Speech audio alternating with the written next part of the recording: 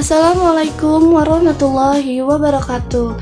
Halo semua, pada kesempatan kali ini kita akan membahas mengenai perlindungan dan penegakan hukum.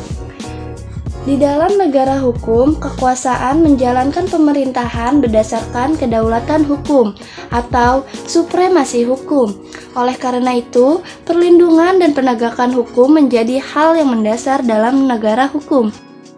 Nah, apakah kalian tahu apa hakikat dari perlindungan dan penegakan hukum, serta bagaimana praktiknya di Indonesia? Mari simak video penjelasan kita selengkapnya.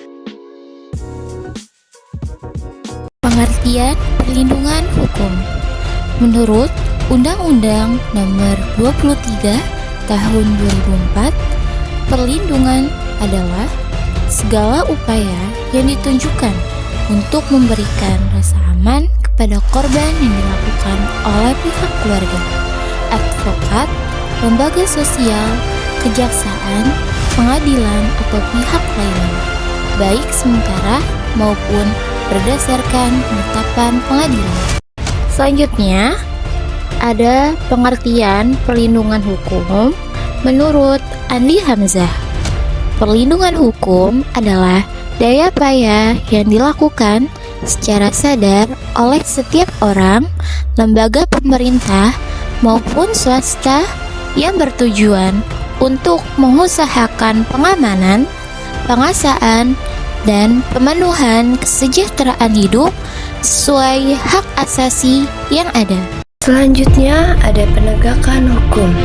Adapun pengertian penegakan hukum adalah proses dilakukannya upaya tegaknya atau berfungsinya norma-norma hukum secara nyata sebagai pedoman pelaku dalam lalu lintas atau hubungan-hubungan hukum dalam kehidupan bermasyarakat dan bernegara.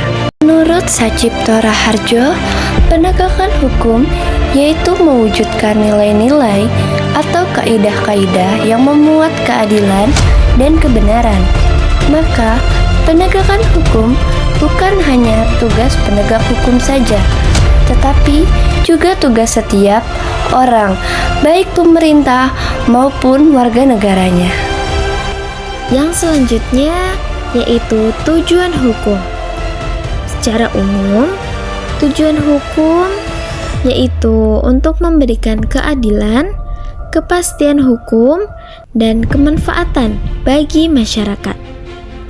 Menurut Bapak Dr. Oripan Noto Hamid Jojo, tujuan hukum ada 3, yaitu mendatangkan tata dan damai dalam masyarakat, mewujudkan keadilan, dan menjaga supaya manusia diperlakukan sebagai manusia. Sumber hukum formal merupakan tempat atau sumber dari mana suatu peraturan memperoleh kekuatan hukum. Hal ini berkaitan dengan bentuk atau cara yang menyebabkan peraturan hukum formal itu berlaku. Sumber-sumber hukum formal membentuk pandangan-pandangan hukum menjadi aturan-aturan hukum, membentuk hukum sebagai kekuasaan yang mengikat.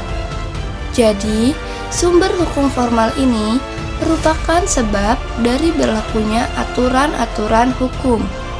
Berikut ini yang termasuk sumber-sumber hukum formal. Yang pertama ada undang-undang.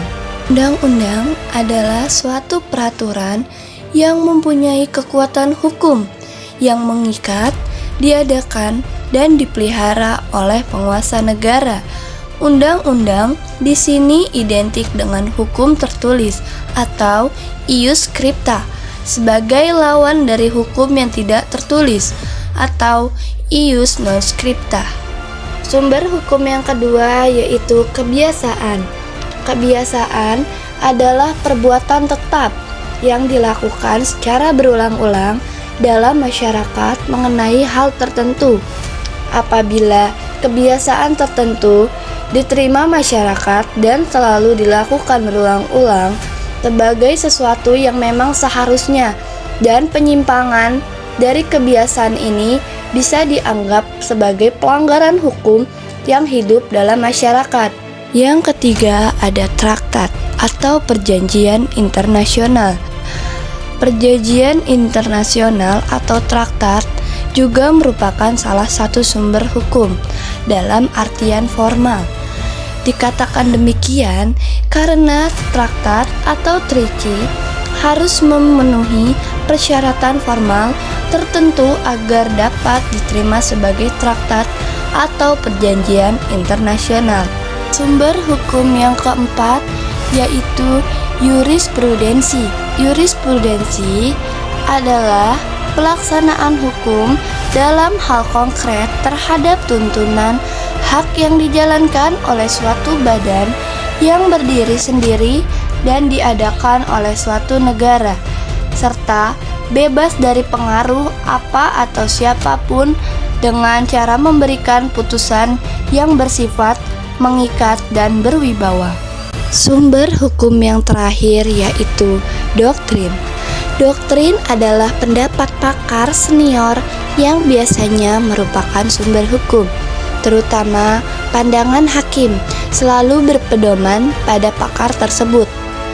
Doktrin bukan hanya berlaku dalam pergaulan hukum nasional, melainkan juga dalam pergaulan hukum internasional.